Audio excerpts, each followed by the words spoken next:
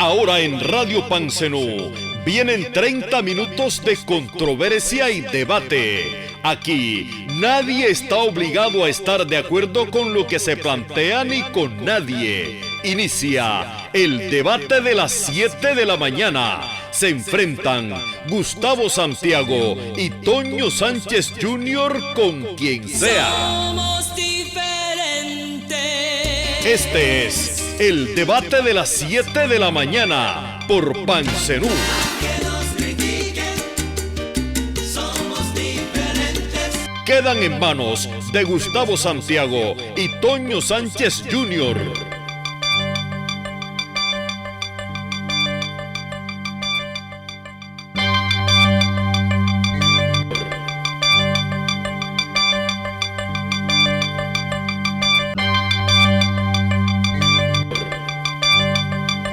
7 de la mañana, 4 minutos, amables oyentes, bienvenidos a una nueva edición de Debate 7am, originando desde los estudios de Montería Radio 38 grados y en simultánea por la potentísima Radio Pancenú. Ayer tocábamos un tema bien interesante con un invitado que era el secretario de Educación del Departamento de Córdoba, William Tapia, a propósito de uno de los temas que tiene hoy precisamente a todo el país, no solamente a Montería y Córdoba, sino todo el país, concentrado precisamente en lo que se pueda resolver alrededor del tema de la educación. Es que estamos hablando de más de 9 millones de niños afectados y en el caso del departamento de Córdoba, cerca de 400.000 niños afectados por no poder asistir a los diferentes establecimientos de educación superior.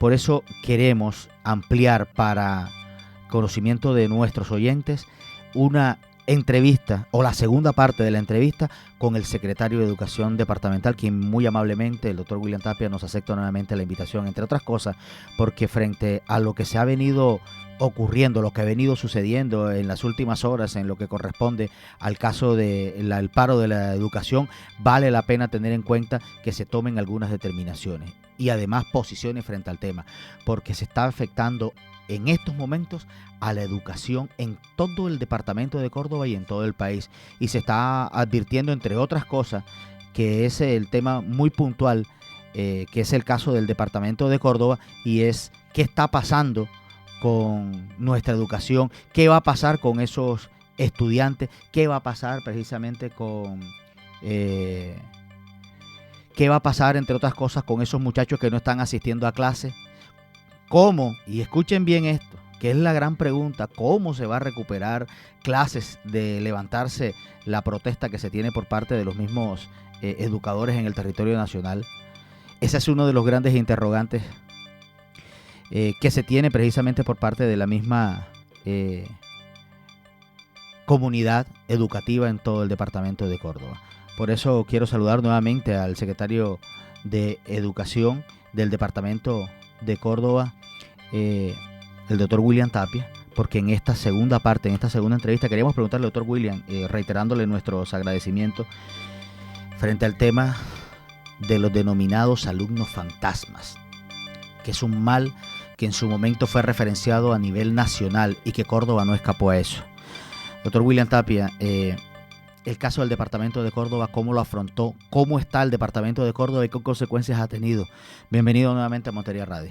Afortunadamente, y desde un proceso que se realizó en el año 2013 y muy avanzado el año 2014, logramos depurar por fin el sistema interno de matrículas en nuestro departamento y logramos evacuar, por lo menos desde el 2013 hasta esta parte, alrededor de 12.000 estudiantes que estaban como denominados fantasmas. Eran estudiantes duplicados, estudiantes que no estaban en las instituciones educativas, estudiantes que ya habían salido del sistema, y que eso generó pues en el departamento durante los años 2009, 2010, 2011, que el ministerio descontara alrededor de 40.000 millones de pesos de las transferencias que mandaba al departamento, porque se había hecho pues un análisis de cuánto se había mandado de más en estos años, y el ministerio determinó que eran alrededor de unos 40.000 millones de pesos y los descontó. Afortunadamente nuestro CIMAD hoy,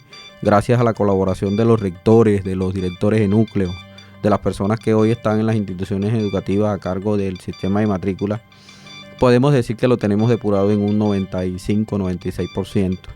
Se presentan algunos problemas, pero son problemas que no son problemas que vayan a generar una suspicacia o que vayan a generar un control de advertencia o que vayan a generar un descuento en el Ministerio de Educación. Hoy, Secretario, ¿cómo se hace o cómo se cumple con un estudiante fantasma? ¿Cómo nadie se da cuenta de que hay 12.000 estudiantes de papel y los recursos que giraba el gobierno nacional hacia dónde cogía? Porque pagan recursos per cápita por estudiante. De esos 12.000, ese dinero para dónde cogía, que es lo que finalmente el gobierno nacional, diría uno, los perdió, pero al final los termina pagando el mismo estado que finalmente los mismos habitantes del departamento. sí, esa es una plata del mismo gobierno, o sea, eso no gira para ninguna parte. Eso es, o mejor dicho, hace un ciclo interno dentro de los recursos del departamento y el ministerio. Bueno, ¿qué te digo? Voy a hacerte una ligera explicación del proceso para que veamos cómo está el marco. En el año 2008-2009 se inicia en el departamento de Córdoba el trabajo de la plataforma CIMAT.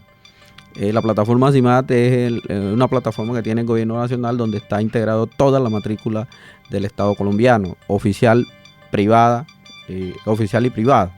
Lógicamente, la oficial es la que toma el gobierno nacional como referente para enviar los recursos per cápita. Dos estudiantes que no esté dentro del sistema interno de matrícula, no se le estará girando al departamento lo que vale ese estudiante per cápita. En el año 2008-2009 se expandió la teoría, se generalizó, se popularizó la teoría de que entre más estudiantes existieran en el CIMAT, más plata llegaba al departamento. Y fue cierto. Y fue cierto, a toda entidad territorial le pagaban per cápita por el estudiante que estuviera registrado en el CIMAT. En el año 2011 llegó una auditoría, el ministerio realizó una auditoría, porque se dio cuenta que en el país, en el CIMAT, habían alrededor de 480.000 estudiantes que no aparecían en las aulas de clase. Y el gobierno nacional inició unas auditorías exhaustivas, institución por institución, docente por docente, analizó área por área, analizó grado por grado, salón por salón, con evidencias fotográficas y todo. Y se determinó para el año, finalizando el año 2012, que habían alrededor de 480.000 estudiantes fantasmas en el país. De esos 480.000 estudiantes fantasmas, Córdoba tenía alrededor de unos 12 o 15.000 estudiantes. Esa teoría que se acuñó al principio de que el estudiante, entre más estudiantes tuviera la institución metida en el CIMAT, más recursos le generaría, le generó al departamento un problema grave financiero con el Ministerio de Educación. Tanto así que en el año 2013, cuando yo entré a la Secretaría de Educación, estábamos a puertas de un plan de desempeño con el Ministerio de Educación y la DAF, el Ministerio de Hacienda. Y se llevó a cabo el plan de desempeño, o sea, nos pusieron plan de desempeño en el mes de agosto, septiembre del año 2013, producto pues de todas estas cosas que venían dándose. Los reportes financieros del departamento al ministerio en lo que era en el tema educativo estaban bastante complejos. El ministerio no le creía al departamento de Córdoba los informes que mandaba. El departamento de Córdoba estaba siendo auditado permanentemente por el Ministerio de Educación. No teníamos la credibilidad con el sistema financiero del Ministerio de Educación, y eso pues nos llevó a que en el mes de agosto del año 2013 la DAF, el Departamento Administrativo de la Función Pública y el Ministerio de Educación nos metieran en un plan de desempeño. Explicación: plan de desempeño es la cuota inicial de una intervención administrativa, financiera y económica de la Secretaría de Educación. Es decir, el ministerio apartaba al secretario de Educación, apartaba al gobernador y empezaba a manejar la educación en el departamento de Córdoba. Afortunadamente, para finalizando el año 2014, logramos, pues con todo el trabajo que se hizo en el año 2013, con todas las depuraciones que se hicieron, con todos los procesos de gestión financiera que se hicieron, con todos los acuerdos que se hicieron con el ministerio, logramos que para finalizando el año 2014, un año después, saliéramos del plan de desempeño. Y hoy la Secretaría de Educación del departamento de Córdoba está posicionada en el Ministerio de Educación como una buena Secretaría de Educación en términos de gestión financiera, de gestión administrativa. Y eso pues nos ha permitido mejorar mucho las relaciones con el ministerio. Ahora bien, cuando se da este proceso de incorporación de los estudiantes al CIMAD, quienes hacían y quienes hacen aún todavía el sistema, el ingreso al sistema, son los rectores de las instituciones educativas. Y se viene entonces lo que se llama procesos de gratuidad educativa, que el ministerio establece en el año 2010, que se le deben entregar a las instituciones educativas el recurso de gratuidad de cada estudiante. Per cápita le llega a la institución educativa por los estudiantes que estén registrados en CIMAD. Eso aumentó la crisis, porque los rectores, no conscientes pues de que esa es una plataforma que está sometida a una verificación, que estaba sometida a unas auditorías, empezaron a matricular. Algunos lo hicieron de manera inconsciente, eran errores que producto del desconocimiento del manejo de la plataforma se daban, como por ejemplo el número de cédula equivocado o el número de identificación equivocado, un nombre equivocado. Cuando un nombre se equivocaba, lo que algunos rectores hacían era no eliminar ese registro, sino crear uno nuevo con el nombre real, y eso lo que llevó fue a que se aumentaran mucho la planta de cada institución. Hoy podemos decir que estamos en un 98% de efectividad en el CIMAD, y eso se ha debido pues a un trabajo extensivo del área de cobertura de la Secretaría de Educación y de los mismos señores rectores que nos han colaborado mucho con eso. Secretario, esta es la pregunta que se hacen todos, padres de familia y demás. Después de este paro, ¿cómo recuperan esas clases? Porque al margen de las estrategias que se hagan, el déficit de clases, de las horas que legalmente debieron atender a los niños, no se va a poder cumplir, y mucho más en aquellas poblaciones rurales que tardíamente comenzaron su proceso, su ciclo lectivo. Bueno, hoy tenemos con el sindicato, con FECODE y ADEMACOR, por ejemplo, aquí en Córdoba, tendríamos un tiempo hoy para cumplir el proceso, y sería pues utilizar el periodo vacacional. Hoy tenemos 4 semanas vacacionales todavía de este año.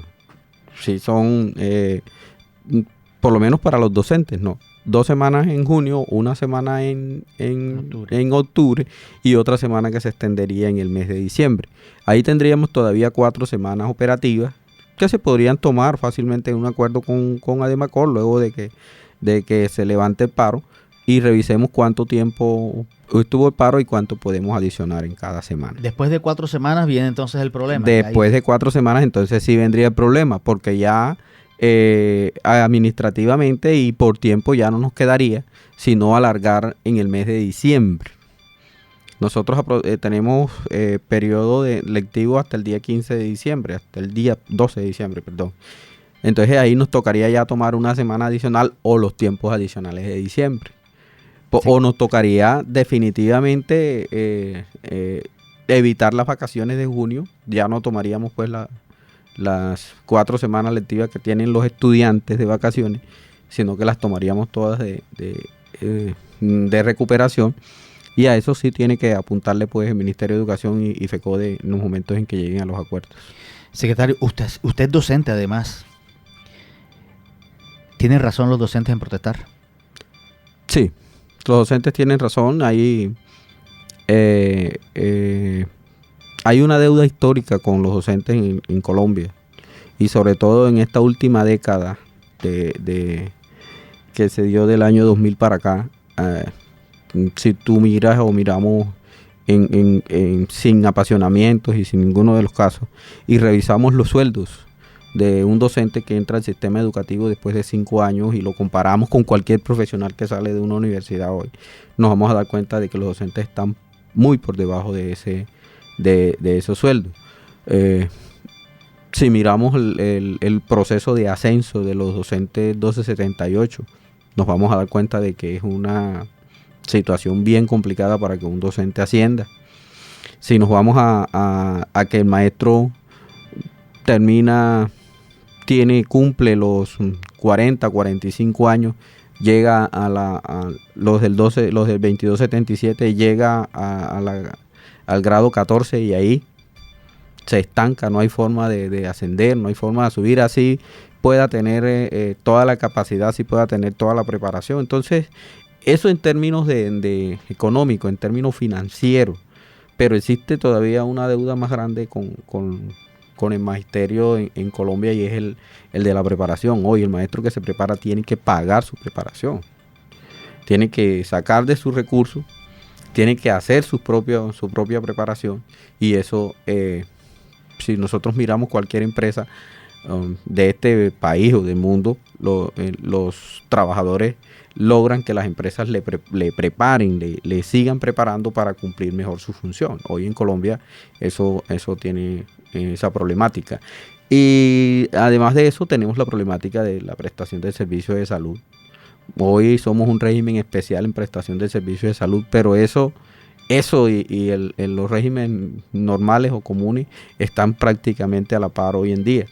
De pronto lo único que nos beneficia a los maestros en régimen de salud es que no tenemos que pagar los copagos, o que no necesitamos las semanas iniciales de cotización, pero el resto, si nosotros miramos cómo funcionan las empresas de salud que prestan los servicios al magisterio en Colombia y miramos cómo están realmente operando, nos vamos a dar cuenta de que son prácticamente los mismos operarios de la Ley 100. Entonces, ahí hay varias cosas que el gobierno nacional, el reconocimiento al docente como una persona especial, no porque lo diga un decreto, sino porque lo diga la sociedad, porque es que hoy el docente es la persona en el mundo que prepara al resto de la gente.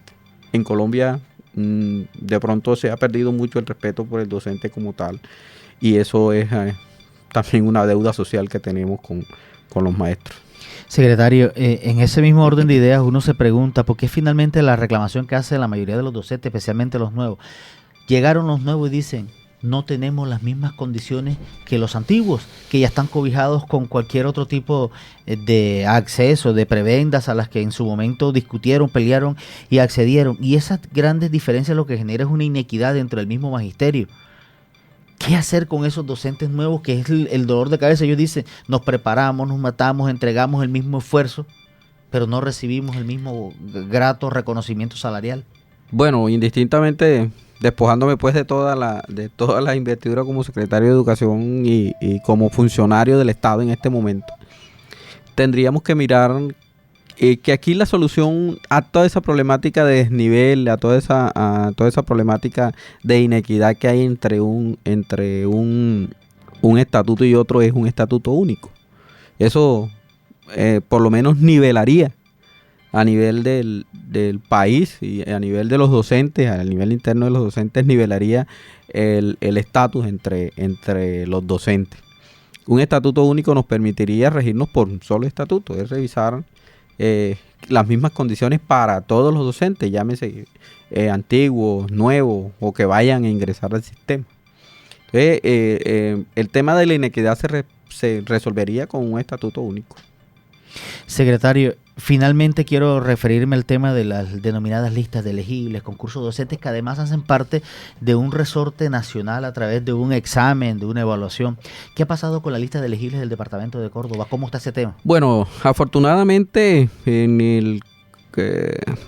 proyectando ya las listas de elegibles del concurso del acuerdo 223, que es el concurso del año 2013, ya se destrabó toda la parte jurídica, toda la parte legal que tenía el Ministerio de Educación con la Comisión Nacional del Servicio Civil, por la cual no habían podido expedir los listados de elegibles. Se recordará pues que desde el año 2013 se hizo la prueba escrita, que durante el año 2014, a principios de año, hubo una gran cantidad de intervenciones jurídicas en contra del examen, que resueltas esas situaciones, finalizando el año 2014, el Ministerio de Educación y la Comisión Nacional del Servicio Civil frenaron el concurso porque había algunas inconsistencias con la universidad que estaba realizando el proceso, Y bueno, finalizando el año 2014 se nos había dicho desde el Ministerio de Educación a los secretarios de Educación y a quienes estábamos comprometidos con esos concursos, que iniciando el año 2015 ya podríamos tener listados de elegibles y que podíamos vincular a las personas por listado elegible en periodo de prueba. No fue sino hasta a principios de este mes, donde ya el Ministerio y la Comisión Nacional del Servicio Civil nos dicen de que se había descongelado el proceso y de que prácticamente en 10 días tendríamos listado de elegibles. Eso fue empezando el mes de abril. En las semanas pasadas, el jueves, viernes, nos empezaron a llegar los listados de elegibles ya del concurso 2013, depurado, ya realizando todo el proceso. Nos llegaron los listados de elegibles de directivos docentes y algunas áreas de la comunidad afro que habían postulado, que también habían postulado para el examen. Entonces, ya podemos decir que por lo menos se dio inicio a la promulgación de los listados de elegibles por parte de la Comisión Nacional de Servicio Civil. Y hoy tenemos ya prácticamente definido que en el transcurso de esta semana que estamos o la que viene, ya tendríamos el listado de elegibles de los docentes que postularon en el año 2013 y que ganaron y que pasaron todas las pruebas y que están en estos momentos para ser vinculados. Pues, secretario, no queda sino desearle éxitos. Ojalá se pueda levantar este paro, ojalá se puedan solucionar los graves problemas de la educación que finalmente, y como todo mundo cacarea, es el motor que todo mundo piensa como desarrollo para el territorio nacional, y que ojalá se pueda avanzar en cada uno de los temas en los que puedan establecerse para el caso del departamento de Córdoba, y pues por lo menos poder avanzar en cada uno de los procesos que el sector educativo hoy requiere. Secretario, muchísimas gracias por haber aceptado esta invitación. No, gracias a ustedes. Bueno, es bueno siempre a estas horas hablar del proceso educativo. Me gusta sobremanera que la educación se está metiendo como un tema en el departamento de Córdoba y como un tema ineludible, que es lo importante. Cuando todos sepamos, cuando todos manejemos los procesos educativos, cuando todos sepamos de educación, vamos a ir mejorando esto día a día. Y muchas gracias a ustedes porque sabemos que son personas que le han puesto interés a todo este tema educativo. Es el secretario de Educación del departamento de Córdoba, William Tapia, en Debate 7am. Una feliz mañana para todos. Las noticias de Montería, Córdoba y el mundo en Montería Radio, 38 grados.